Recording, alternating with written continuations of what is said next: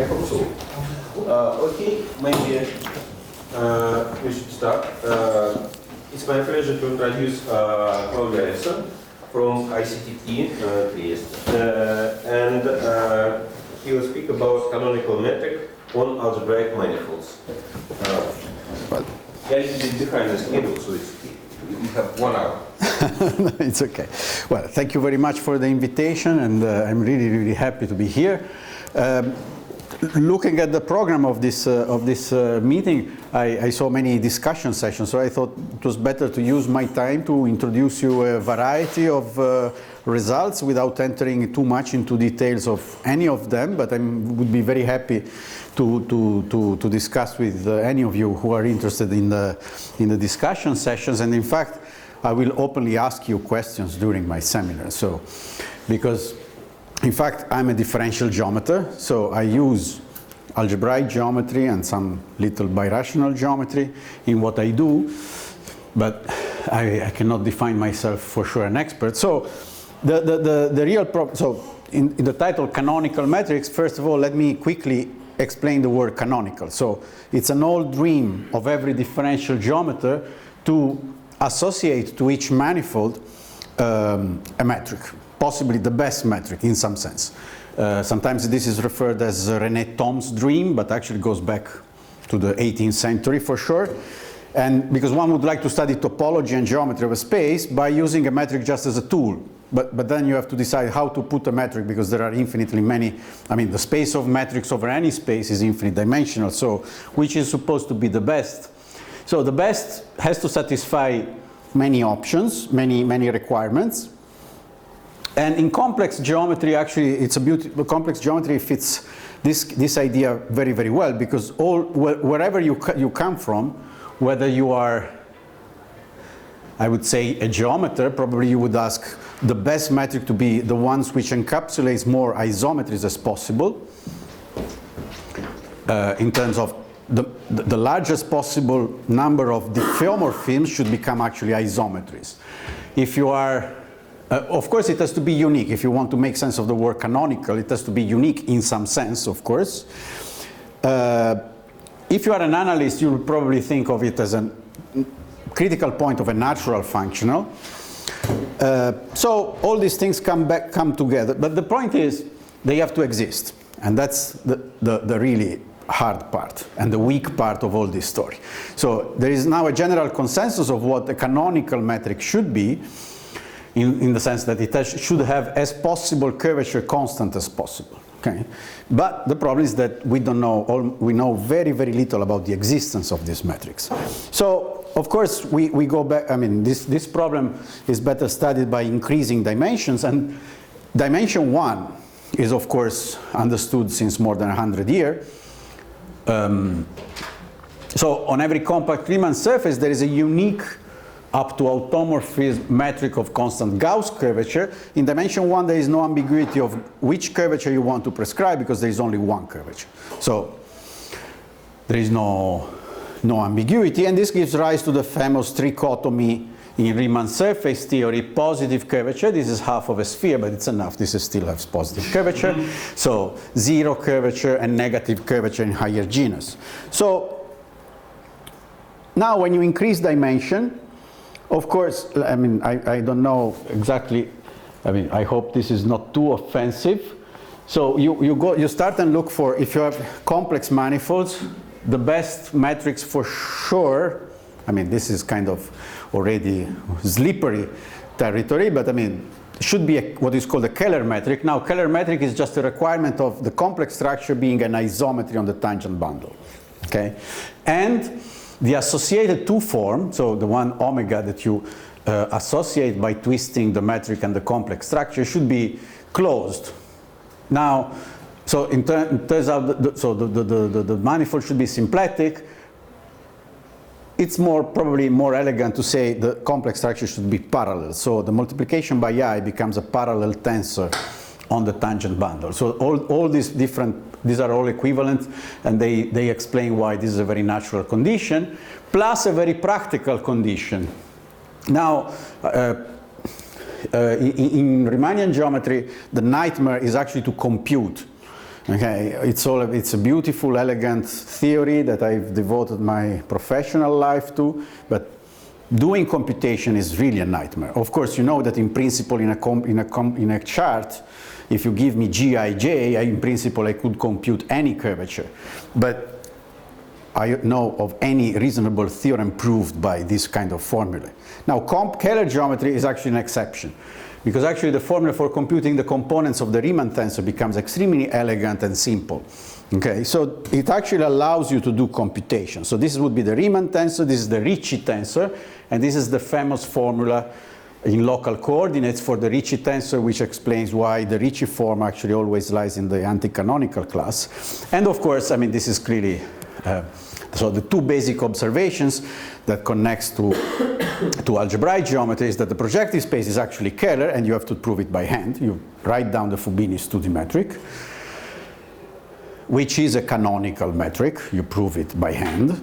And holomorphics and manifolds are actually Keller again. They inherit a Keller structure from the ambient space. So that means every algebraic manifold is Keller, so as far, of course, the converse is not true. So where are we in terms of existence of metrics of constant curvature? So in differential geometry, curvature is a tensor, very complicated tensor, and one would like to say, well, what does it mean to have constant curvature? Well, to have constant Riemann tensor. Now, if you impose the equation nabla-Riemann, so of course constant means covariantly constant over a manifold. So of course one would dream to find something like this. So that would mean the Riemann tensor is constant. Can you actually do it? Well, you ask Cartan, and the answer is absolutely almost never. I mean, there are very, very few manifolds for which you can actually do this. And of course, fewer in the Keller case. Then what is the typical idea? Well, okay, but the Riemann tensor is too big. So let's select a part of the information that the Riemann tensor contains, and let's prescribe this part of information to be constant. So the first thing historically that has been done, actually this has been done by Riemann himself, is to prescribe constant sectional curvature, but then again, only the model spaces have, only the quotients of sphere, hyperbolic space, and Euclidean space have a metric of constant curvature, and in complex geometry this is even worse. I mean, you need even less to get the same conclusion, holomorphic sectional curvature. So then you prescribe a bit less. You say, okay, but suppose the Ricci tensor is constant. So suppose I want just nabla Ricci equal to 0. Now these are the famous Einstein equations. So basically what you're asking is your manifold Einstein or not? And then of course, in the general real situation, we don't know. We don't know how many there are. I mean, any general theorem about the existence of Einstein metrics in the real case would be a fantastic advancement of the theory. In the complex case, and this will probably connect to other seminars of today, we know. But we know that there are very few. So how many Keller-Einstein metrics exist? Well, first of all, simple obstruction. The first Chern class has to have a sign, because if you are requiring Ricci equal lambda G, well, G is positive, so it's either positive, 0, or negative. Now, in the negative and 0 case, this is the celebrated theorem by Aubin and Yau, which tells you that there are no other obstructions. But in the positive case, now we know, thanks to Chen, Donaldson, Sun, and Tian, that actually this is equivalent to K-stability, but still, the problem is which manifolds are K-stable is, it's a huge problem, okay? Can you remind what's there in the first line? I mean, where the finite number and even fewer. These are symmetric spaces. So typically, I mean, for example, in the Keller case, it would be the complex projective space or Grassmannians or something like that, okay? So this even fewer is much fewer than... No, fewer to the one to the left. Okay, but compared to very few... Oh, yes, yes, yes, of course. Like of course, this, I mean, Keller symmetric spaces are, I think actually there are 6 or 7. I mean, we are really speaking about, why, I mean, at least if you take a manifold of... There are series. Yeah, there are series, but somehow generated by a finite... And well, here, for example, take a manifold of general type. Yeah. Okay, so there are still few, but I mean not as few as the others. General type is not few. In fact, I mean, well, okay, but but then, so what happened? So then you say, okay, but still, so Einstein is still, of course, it would be fantastic to know, but still not good enough if the dream is give me a manifold and give me an associated metric. So let's go down to the last line. So out of Ricci, you contract the final two entries of the tensor, and you get a function, just one single function, which is called the scalar curvature. And now here comes the difference between real and complex geometry. So in real geometry, it's game over. So thanks to Shane's solution to the Yamabe problem, we know that any compact manifold has a metric of constant scalar curvature.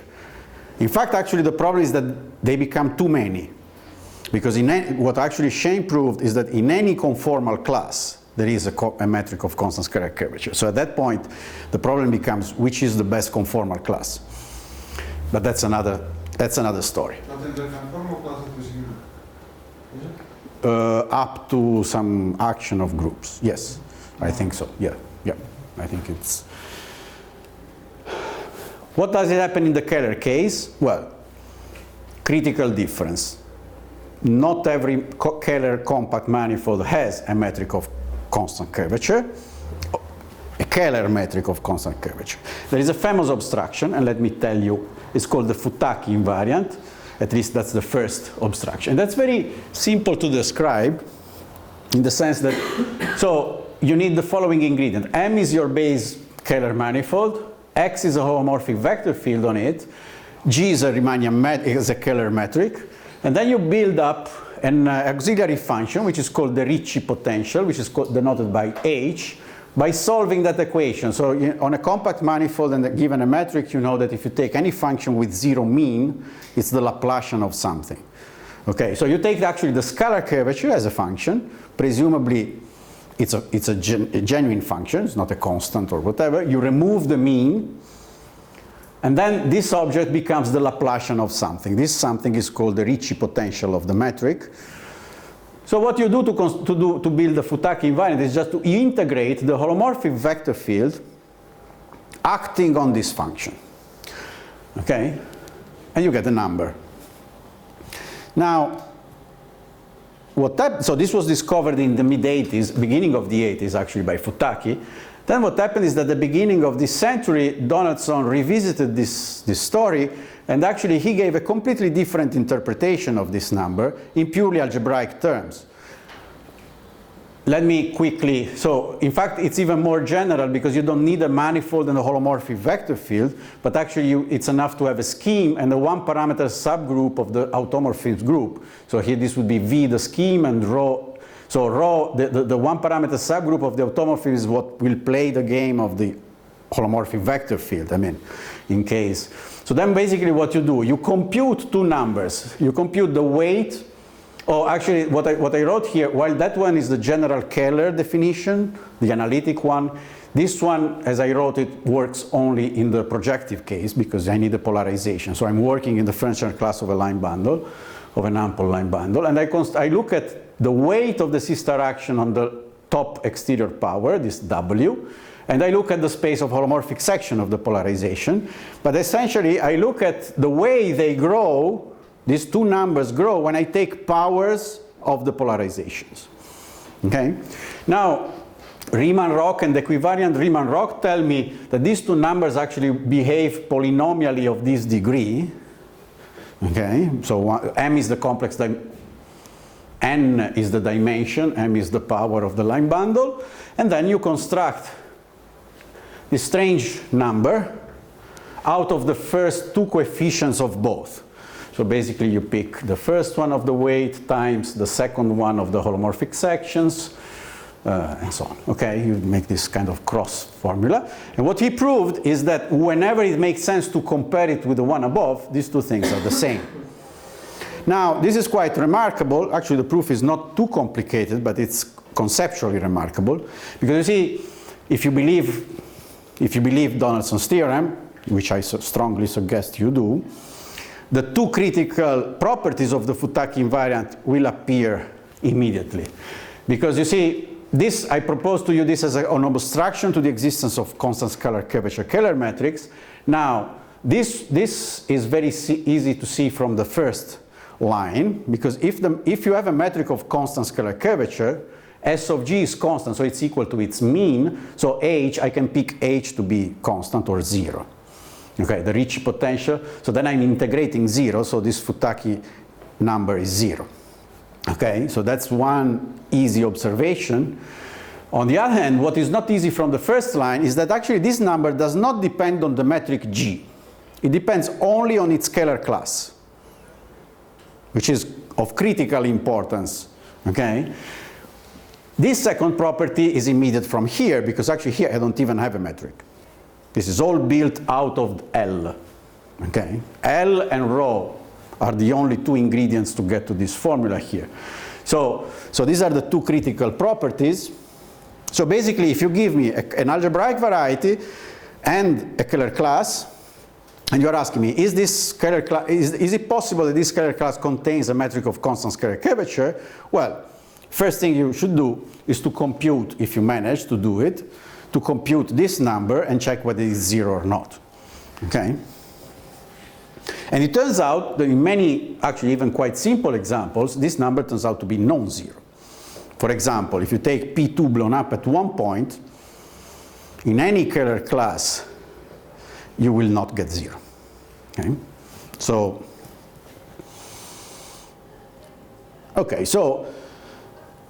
still, so that means that even scalar constant scalar curvature metric are still not exactly perfect for satisfying our requirement of canonical scalar metrics, but still, in my talk here today, I will focus on the existence of these metrics. Okay, if that all this picture I described to you justifies a weaker notion, which is called Calabi's extremal metric, but that's another story. So the question I'm asking now is a bit more humble. I don't even try to prove that any algebraic variety in any scalar class has a constant scalar curvature metric, because this is impossible.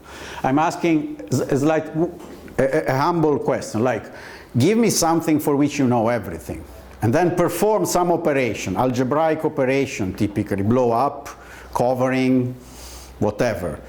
Is it the resulting manifold, does it still have a constant scalar curvature metric? So, as a source of discussion, let me tell you a little bit of history of this kind of question. So, for example, in the Kähler-Einstein, you can ask the same question just in the Kähler-Einstein case. And for example, you might say, well, suppose you give me something nice, even the projective space, and suppose something has a Galois cover. I mean, this object is covered with a Galois cover by something else. Okay. Now, under which conditions you can transfer the Kähler-Einstein metric from below to the manifold above? Okay. Now, there are a number of conditions in order for this to be true. Do you require something more than just on above the metric exists? Do you require I'm requiring it that agrees with the metric downstairs in some manner? I'm requiring it below. So the game here would be like, suppose you give me something, and for example, this could be Kähler-Einstein or Kähler constant scalar curvature or whatever. I mean, suppose that the one below, and then you have a Galois cover. But here, it's up to you to decide what you want to put in this slot here, because of course, you could take pi star, but this typically will not be a Kähler class if this is branched somewhere. So you have to play with the ramification of this thing in order to be positive. But anyway, are you asking the question if, so under which conditions, under what conditions a Kähler-Einstein metric upstairs exists? Exists. So the point is that here, can you put something in this slot for which here I can conclude it's Kähler-Einstein or Kähler constant scalar curvature or whatever? So you don't really require something from the word lift. So it doesn't have to agree in some way with something that you have downstairs. No. And in fact, actually, this is a psychological, because you might say, okay, suppose even if it's a cyclic cover, I mean, you might say, well, okay, if below, for example, is Kähler-Einstein, I pull it back. Now, if you pull back a metric, of course, this would be not a metric. It would be degenerate on the ramification, but it's Kähler-Einstein outside. So you might say, okay, come on, the mistake you have done is very small. You have done a mistake on a divisor. Okay, so you might think, okay, maybe I can adjust it a little bit. I mean, I can smooth it, I can make it positive, but that doesn't work. Okay, even if the one above is Scalar-Einstein constant scalar, the actual metric here will be very far from the pullback of the metric here. Okay. Now, this game has been done a few years ago by me, Gygi, and Pirola for the Scalar-Einstein problem, and we are now completing the picture for the constant scalar curvature case with Alberto della Vedova and Yalong-Shi. Even though, okay, source for discussion, these theorems look like if you have a Galois cover with, for example, smooth ramification divisor over something which is constant scalar curvature, plus some cohomological conditions, then the one above is Scalar-Einstein or constant scalar curvature and so on. But honestly, I don't know when does it happen. I mean, is it true, for example, that for example, how to construct Galois covers? I mean, with nice properties, like, for example, the most simple thing would be to take, for example, a hypersurface and try to project it over a linear space by outside from a point. But typically, this thing will have a horrible ramification device. So, for example, if I want the ramification to be smooth, can I actually prove that for any hypersurface, there is a point in projective space for which the projection over linear space has a smooth ramification? So these are, or simple normal crossing, because probably these are possibly the only two things we can actually handle by Riemannian metrics. Okay, so this gives rise to a number of probably naive questions in algebraic geometry, but to be honest, I never found any literature on this. Probably these are not natural from the algebraic point of view, but now they would be very natural from this point of view. So okay, Galois cover could be one operation you want to do, and you want to decide whether this operation preserves the existence of the metric. It actually, for example, the case of the hypersurface, even though this is due to Tian, this was previous to our work. But for example, if you take the Fermat hypersurface of degree D in projective space, now here it's very simple to construct Galois cover over linear spaces by taking the D root action over one coordinate. So this projects over a linear space. Of course, CPN is Scalar-Einstein, and actually this works. So this was actually the first hypersurface where people knew that there was a Scalar-Einstein metric. Now, let me turn to the second problem. So suppose, now we ask the question, suppose you know something, again, instead of taking Galois covers, this time we assume that, again, we know everything on the bottom of our picture, and now, for example, we have two options. Whether it's smooth or not, but we can blow up some manifolds or resolve singularities. That seems a nice. So your variety can be singular, right? Yes. So now, well, but with very mild I can handle only very mild singularities. Okay. In fact, that would be the major step forward. So, in fact, let me start. In the general, I'll describe you the singularization of isolated singular points. But please, while I say all this, you can think of isolated singular points to be actually smooth, and the description would be describing the blow up at these points. Okay? So, suppose actually you start with an orbifold, meaning isolated singular points. So this is the corresponding group. Gamma would be the corresponding group. And suppose for some reason actually you know that this object has a Scalar-Einstein or constant scalar curvature metric. Now, how can I resolve these singularities by still satisfying my conditions? Well, I need a very important piece of ingredient. I have to look at the local problem. So I take this Cn mod gamma, and I need to assume that there exists a Kähler resolution, which I called X and eta, and I need to assume that this also from the Kähler, this is already a special assumption in terms of algebraic geometry. Not every singularity has a Kähler resolution, but I need also to be special from the Keller point of view, in the sense that I want this metric to be ALE, meaning at infinity has to go like, has to converge to the Euclidean metric. You see, the model is Cn mod gamma, so it's Euclidean at infinity, okay? So I want also the metric to be Euclidean, not just the complex structure. So I want to be Keller, and in particular I want to be scalar flat. So I want to compute the scalar curvature of this metric and getting 0. Now, such a metric, I mean, here there's eta, don't worry, eta equal. You can write it as dd bar outside the compact set, because this will be kind of something over the origin, over the vertex of the cone, but then outside it, so if I remove a compact set which contains this, the exceptional divisor, then I can write it as dd bar of something. So it has to be Euclidean, so it has to start like x squared, because dd bar of x squared is the Euclidean metric, plus an error, and the scalar flat condition is actually going to tell me the rate of the error, okay? This is just PD analysis, don't worry, I mean, it's just a fact. I mean, here, now the only thing is that these coefficients, this is E,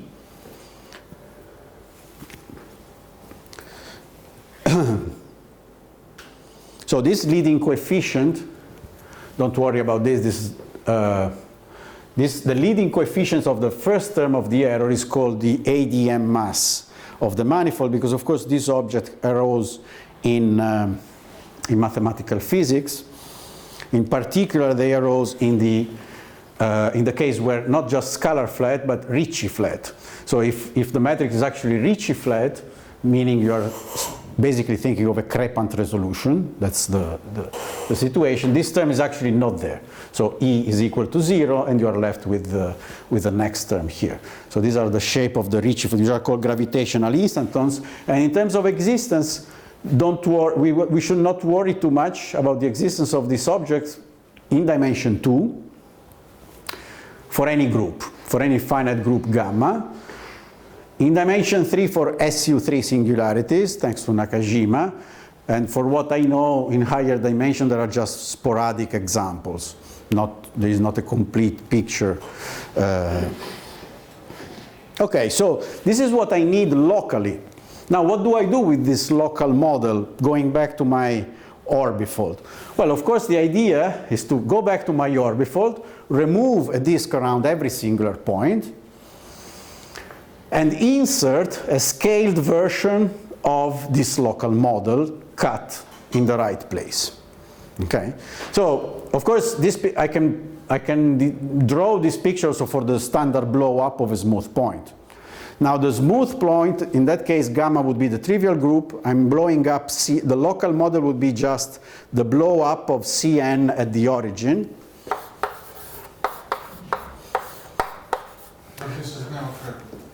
Sorry? This is never crepant.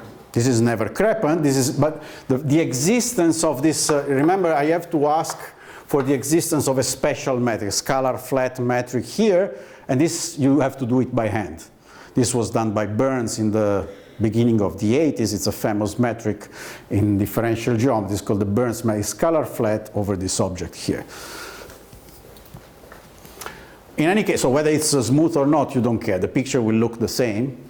And then what you have produced by this machine is, of course, now a smooth manifold and a Keller class, because I'm actually gluing the Keller classes, okay, of the local metric with the base metric I had below on something. So then I can hope that this new manifold is actually still solving the Keller, well, not the Keller-Einstein, because as you can see, the Keller classes we construct in this way will never be, they are always going to be very far from the anti-canonical class.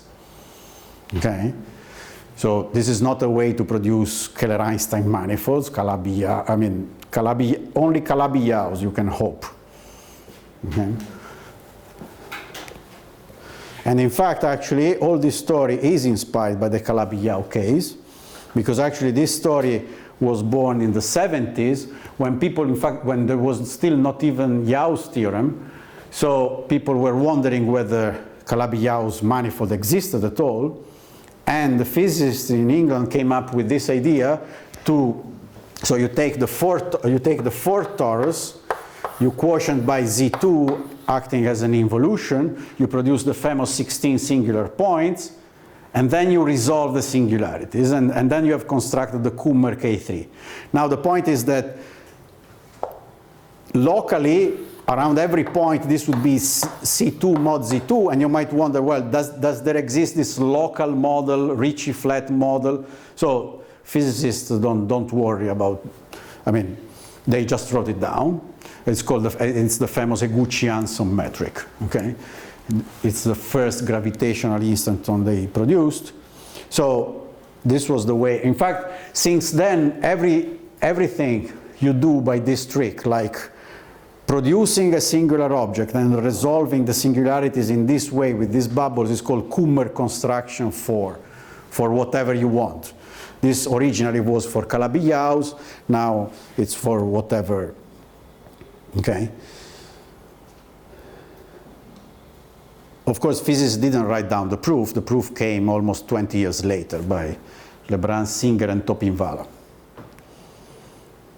And then another famous instance of this strategy was the construction of manifolds of special holonomy. So Calabi-Yau's are manifolds with holonomy SUN. In the famous list of groups, of holonomy groups, there were also G2 and spin 7, which people wonder whether they existed or not.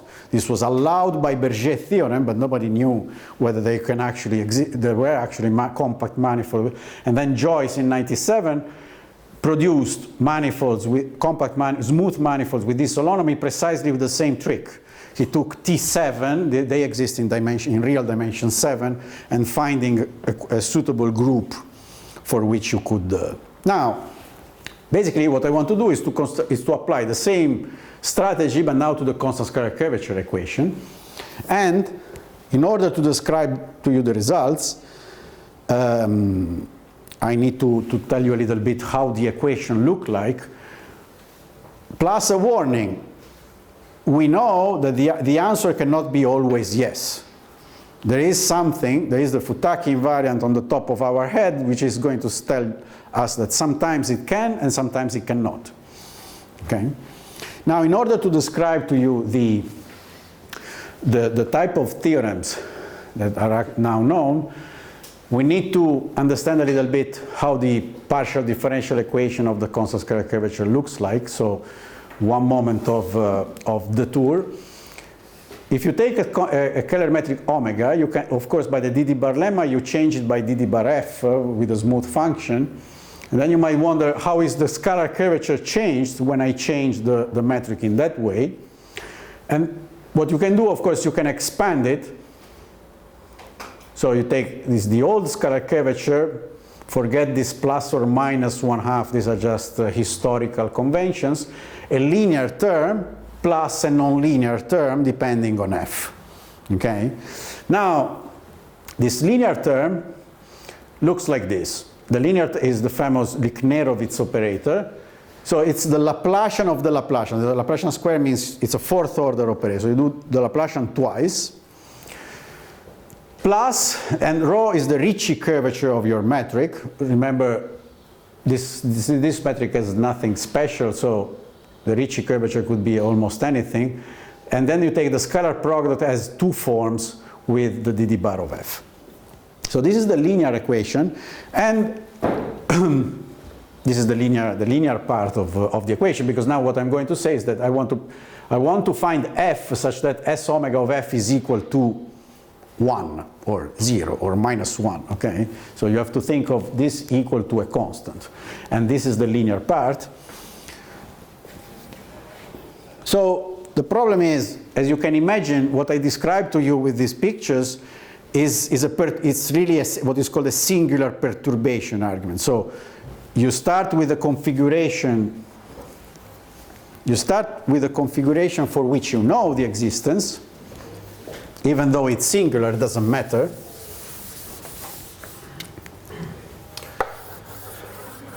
And you want to create little bubbles, but smoothing up the thing. Okay? So there is this kind of the implicit, we are thinking of any kind of an implicit function theorem behind all this story, saying, okay, we have a 0, and then we want to prove that there exists a 0 also nearby.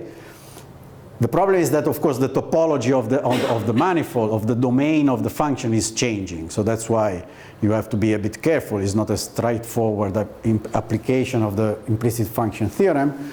But you can imagine that everything would be much, much easier if you knew that the linearized equation is an isomorphism, has no kernel. No, in the implicit function theorem, you have to put a condition like the derivative is non-zero in one direction. Okay. Now, so this would be the derivative. This is the linear part of the equation, and then you would ask, well, is the kernel of this operator trivial or not? I mean, that would be immediately your question, and honestly, it would look hopeless on any manifold to study this, if fortunately Lichnerovitz and Matsushima didn't do it in the 60s, and they discovered a beautiful property. So the beautiful thing is the following: the kernel of this operator is actually exactly the space of functions which generate holomorphic vector fields, Hamiltonian holomorphic vector fields. Remember, you are on a symplectic manifold, so functions generate vector fields. And so if you have holomorphic vector fields, there will be special functions. And these special functions are exactly the kernel of this operator. Okay, so this tells you, for example, that if your manifold has no holomorphic, manifold or orbifold has no holomorphic vector fields, then actually this operator is injective. And then in suitable spaces this will also be surjective, and then you can imagine that the theorem should work. And in fact it does. Okay?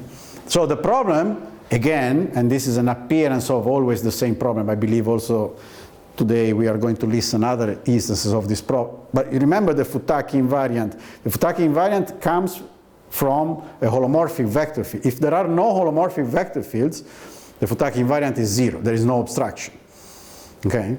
So again, here you can see the same appearance of the symmetries of the manifold to be actually a problem. Typically, symmetries help. In this kind of problems, it is actually worse to have symmetries than not. Oh, okay, so now, okay, now I really have to read out for you what is on the left. So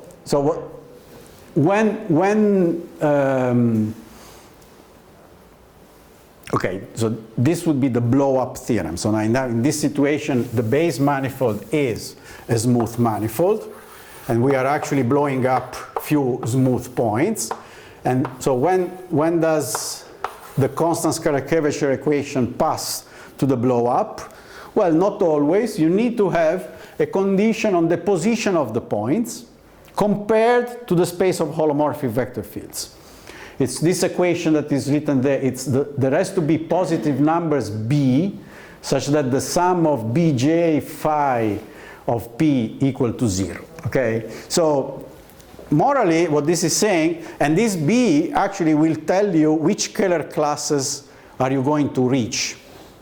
And this is a bit cryptic, but it's here. So this will be the Scalar class that you reach by blowing up with the constant scalar curvature metric.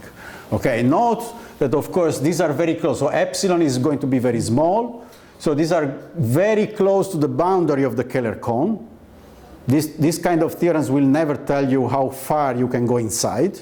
For example, if you can reach the anti-canonical class or not. These are perturbation theorems. But for example, for these scalar classes with this B, which are essentially those, I mean, there are small perturbation of the ones appearing in that equation. So what is this equation? This equation is basically telling you... And what is M? Sorry? What is M? The exponents? M is the complex dimension of M, of the manifold. Okay? So geometrically, what's going on? You would like to blow up these 3 points, for example, over this algebraic variety. Well, you can do it by preserving the constant scalar curvature equation only if essentially the three bubbles, the volumes of the three exceptional divisors, by, in some sense they count with a sign, they balance.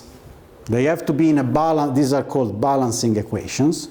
And now, this is really a geometric interpretation. You can actually embed the manifold into the projective space, and then this would actually mean that the points have zero barycenter with respect to the embedding in the projective space. I mean, this is not just a philosophical interpretation, but actually it's very well explained by another theorem of this form, which is probably more famous than ours. So this is actually a theorem we proved with Frank Paccard a few years ago, the blowing up of points. So this is a picture of a theorem of Capuleias, where actually the equation was completely, he was studying the problem of existence of constant mean curvature surfaces in R3, which is very relaxing because actually this is really the picture of the object itself. It's a surface in R3. You want it to have constant mean curvature, and you want to create this kind of necks again, and so on. And the point is that, again, in his famous theorem, you can do it if and only if you see there are everything has zero barycenter again.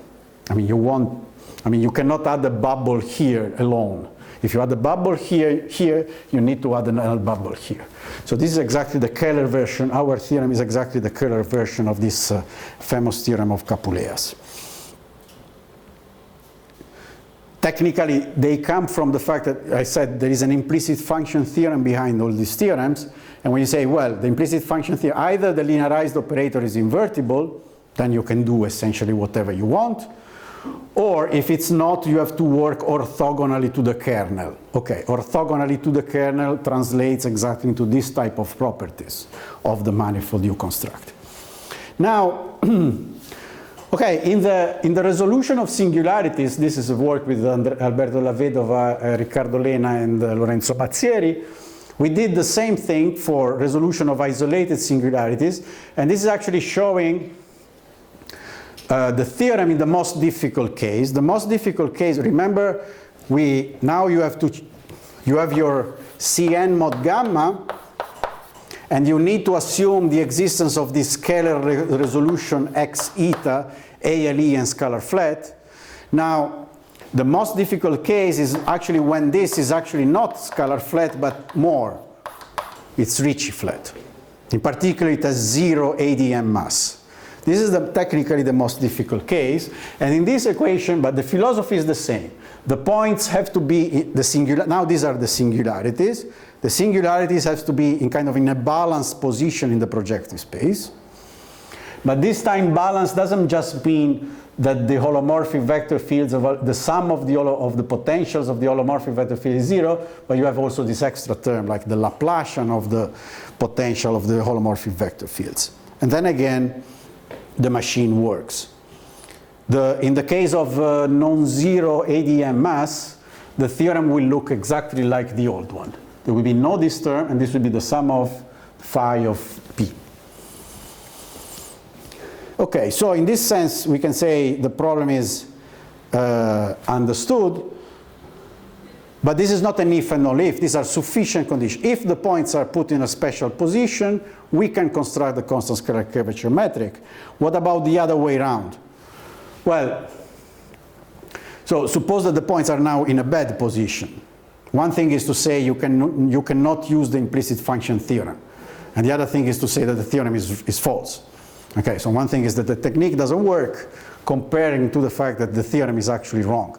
Well, but in fact, you can actually prove, we proved it with Alberto and Lorenzo, that if the points do not satisfy these properties of balancing, of symmetries, then actually the Futaki invariant of the resulting class will be non-zero. And if the Futaki invariant is non-zero, there is no constant scalar curvature metric.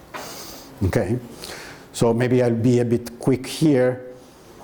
The actual computation of the Futaki invariant is nice, and actually contains a good deal of geometry, because you see, here the problem is that you don't really know what's happening here. I mean, this would be any resolution of this singularity. So one thing, for example, this had been done for the blow up of a smooth point, but in that case you know that this is the CPN minus 1 and so on, and you can use many techniques. In this case you have to invent a machine which works without knowing what's on the top of the singularity. Okay, so but this is examples. So all the problem is, remember, I've shown you theorems of the form. So if something like this holds, then you can do it. And then you say, well, okay, now you give me a manifold. I mean, can you do it or not? And that's a very complicated question, because remember, what is phi? The problem is what is phi, or even worse, if there was this term here, if there was the Laplacian of phi. Because if you give me a Keller manifold, now, even if in principle, I mean, thanks to our friend algebraic geometers, I mean, okay, computing the space of holomorphic vector fields, okay, we can do it sufficiently in a sufficiently good number of cases. Okay, the problem is we need to pass from the holomorphic vector field xi to the Keller potential, the Hamiltonian potential of the vector field. And this requires knowing the metric very explicitly. And I just remind you, all this, I think it's a beautiful story, existence of Keller-Einstein, non-Keller-Einstein, and so on, but we are completely desperate. We are not able to write down one single metric explicitly, except for the trivial ones. Nobody has ever been able to write down explicitly a Calabi-Yau metric on a compact manifold. This is, in fact, one of the major problems in all this story. We are handling objects that we can never write really down, okay? So, in principle, okay, this step is typically hopeless, unless, of course, we start from very simple situations, but still, very simple situations can give rise to interesting examples. Because, for example, if I take as a base manifold P1 cross P1, well, of course, the Pn with the Fubini-Studi metric, I can do whatever, any computation. I can act, again, it's a little bit in the philosophy of the Kummer construction. There is nothing to be discovered on P1 cross P1. But then I quotient, for example, with an involution Z2, and I produce an orbifold. And now this orbifold, I check that locally this orbifold has the right structure. And in fact, I need the Yaguchi-Hanson metric again, because locally this would be a C2 mod Z2.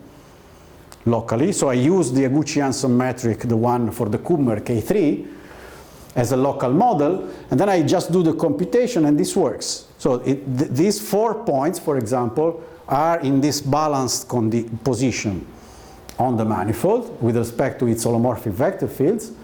And that would mean, so of course, P1 cross P1 is Keller-Einstein, and Z2 preserves is inside, so the orbifold is Keller-Einstein, not only the smooth manifold.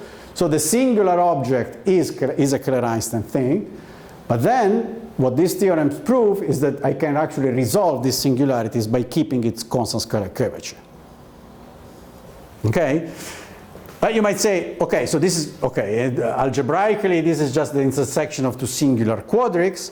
Now, more geometrically, so this of course is a singular object that you can think of the singularizing in two very different philosophical ways. One way is actually smoothing. In some sense, so there are two things here, two structures that you can actually think of. Your Deformation. deformation is the complex structure, and in some sense, so you should think of, so there are the two parameters. Which are the two parameters? Complex structure and Keller class. So in some sense, you can change the complex structure or change the Keller class in some sense. Now, so if you keep this game, the game I described to you, it means changing the complex structure.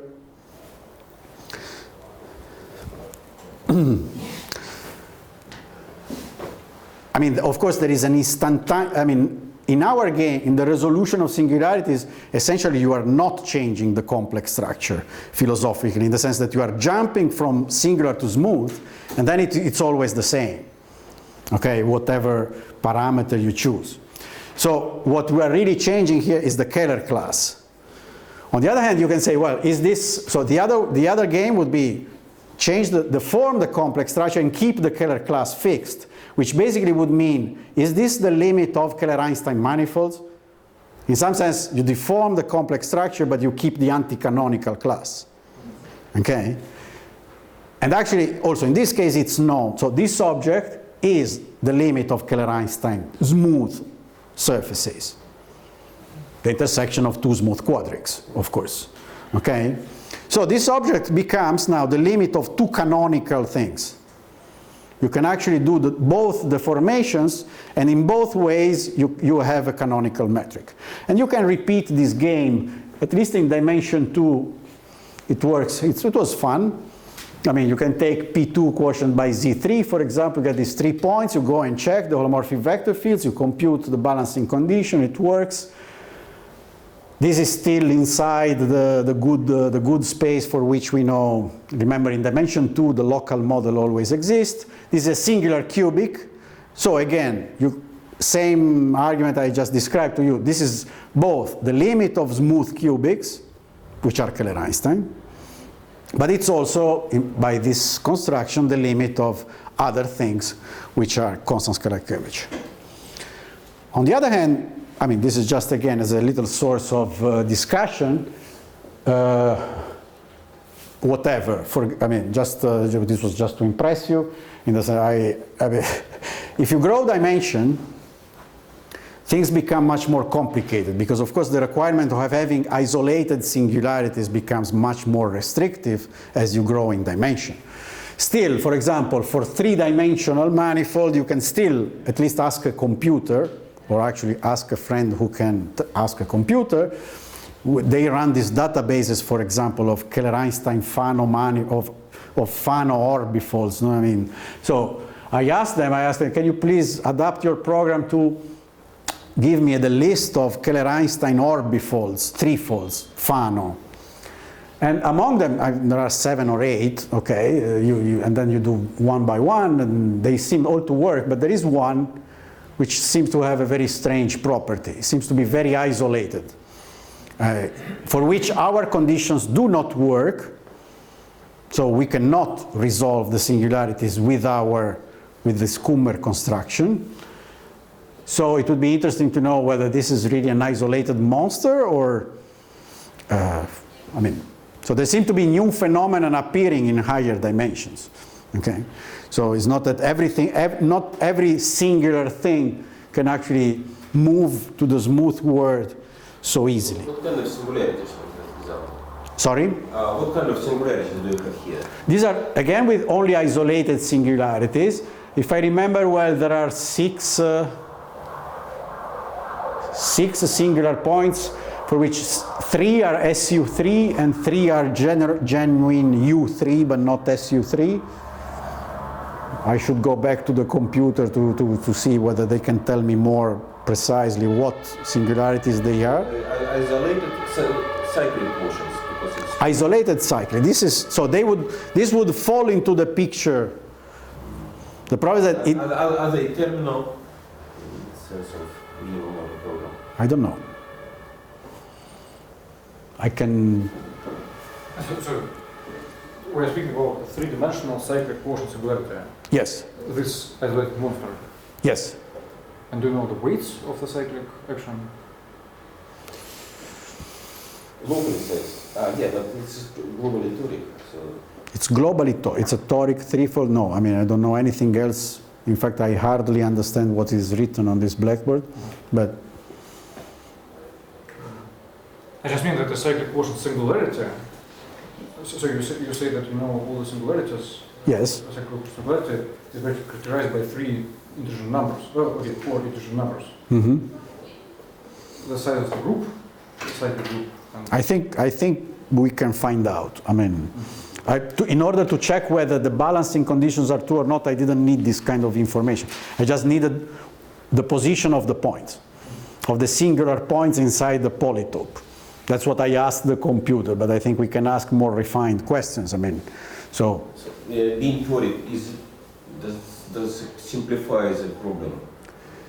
Oh, just simplifies the questions to the computer. I mean, there was absolutely no need. Well, the problem is, if you give me a threefold, how do I know it's Keller-Einstein? How do I know that it has the canonical metric to start with? So if it's toric, there is a beautiful theorem of the beginning of the 90s by Mambucci, which tells me if it's a toric orbifold as a Keller-Einstein orbifold metric, if and only if the polytope has barycenter in the origin. So since I can ask the computer to give me the anti-canonical polytope, I can just see whether the barycenter is in the origin or not. So all these three examples are toric. All these are toric, yes. No, there is absolutely no reason why. I mean, this is purely a computational, is that we are facing the problems I told you before. We have so few examples to start. I mean, this is a machine that if you give me something, I can produce something else. But where do I find the something? I mean, so if it's a toric, we have a good understanding. Okay, I think I'm getting close to the end. I think I have just a couple of minutes. Let me just tell you one kind of interesting extension of this story. Up to now, this was a compact manifold, and we were actually blowing up or resolving singularities. One can ask whether if you drop the compactness, what does it happen? And actually, the answer is nothing. Essentially, the theorems work exactly in the same way, with kind of an interesting twist in the sense that you can actually study in this situation how does the mass of this generalized gravitational instanton changes. Now, okay, this would be definitely not something to tell you in 2 minutes, but if there is somebody interested, this could be another topic of discussion. And we just finished a piece of work with Karen Corrales, understanding, I mean, based on a very, very beautiful paper by Hein Lebrun. But okay, this I'm mentioning it just as a source of discussion for later. Okay, and then so maybe just again another 30 seconds about, okay, we know, especially in higher dimensions, that being a quotient singularity is a very restrictive assumption. So what can we say when it's not a quotient? Well, unfortunately, very little. We managed with Alberto della Vedova to compute the Futaki invariant for more general isolated singularities, not necessarily quotient. But in any case, it's clear that all this story would need, I mean, so okay, the Futaki invariant of some kind of resolution would be the Futaki invariant below plus extra term, which depend on, again, on the holomorphic vector fields, but also on the intersection numbers of the resolution. All this is all nice, but we still don't know how to glue the metrics on this part of the story. But it's clear that the main advancement in this story would be to pass from isolated points to some manifolds. I mean, for example, blowing up some manifolds, resolving singularities which are not isolated points.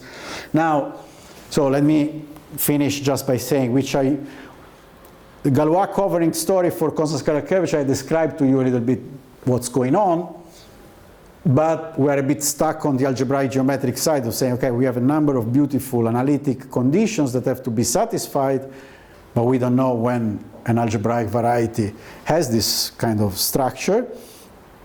But then I think this would be the major advancement in this story. Blowing up some manifolds with holomorphic vector fields. Actually, the case without holomorphic vector fields has been done by Zeghelidi and Seidali. And actually, the theorem says you can actually blow up any smooth submanifold inside any smooth manifold and keep constant scalar curvature.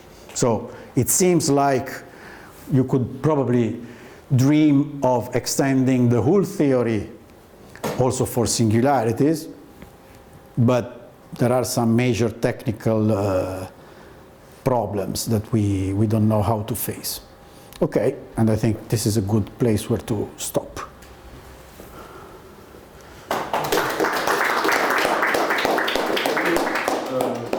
Questions?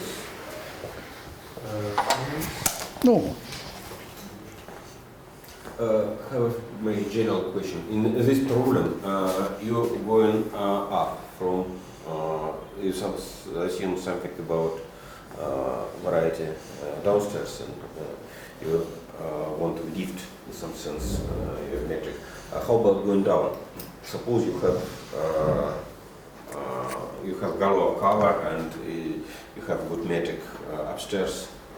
Can you go down? So To the quotient. So probably you wanted to be equivariant for the group action, the Galois group action. But you see, in a way, this metric is not Uber, so possibly you need something else. no, it makes perfectly sense to ask the opposite.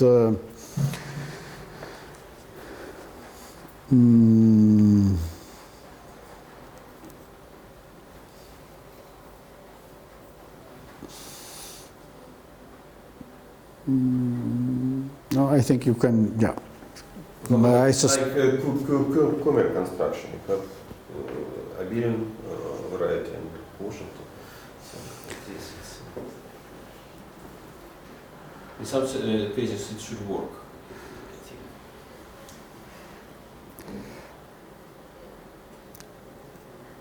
Well, actually, yes. I think you are touching a quite rich part of the story, because if you quotient by even if, suppose for, yeah, if you quotient a smooth metric below, what do you get?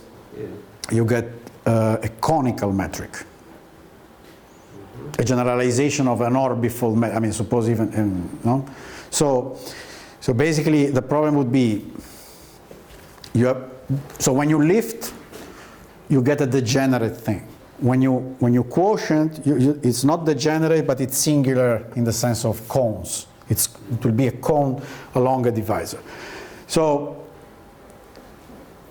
forget for the moment the fact that it comes from a covering.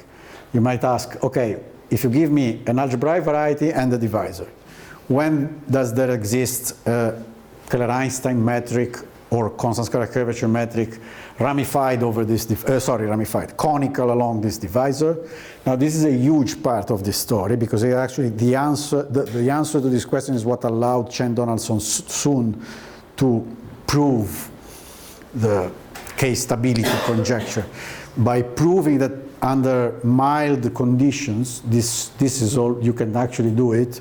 Then the problem was to open up the angle up to the smooth, because to the smooth picture, and that's where K-stability comes in. So yeah, you are right. I mean, so that's why we didn't look into this question, because in some sense we have already many general theorems about the existence of conical metric. I mean, this would be the way you would translate your idea would be use the cover to produce a conical metric, and then use the conical metric to prove that there exists also a smooth one. But this is precisely what Chen Donaldson soon did. So in some sense, and they actually proved that it works if and only if the manifold is K-stable. So in some sense it's known, at least one part of the story. Here actually, if you just have a, say, finite group action on your manifold, so you can, if you have a metric, you can, I believe you can average it over the group action, just to make it invariant. Mm-hmm. And so if you have an invariant Keller-Einstein matrix and you quotient by the group action, so there will be so the existence of just a Keller-Einstein metric upstairs will be equivalent, or at least will imply the existence of a conical Keller-Einstein metric with conical singularities along the Ramification. ramification. Yes. And then what Yuri is asking, okay, now that you have this, how do you prove the existence of the smoothness? Well, okay, of the smooth Keller-Einstein metric. Yeah. And then my answer would be, okay, that's precisely what Chen Donaldson soon did. It's a very good question. Which is philosophically great, is not very effective, because the answer is you can do it if and only if it's K-stable, which is probably the subject of next talk. or some version is. Okay, more questions? No? Thank you. Thank you. Uh,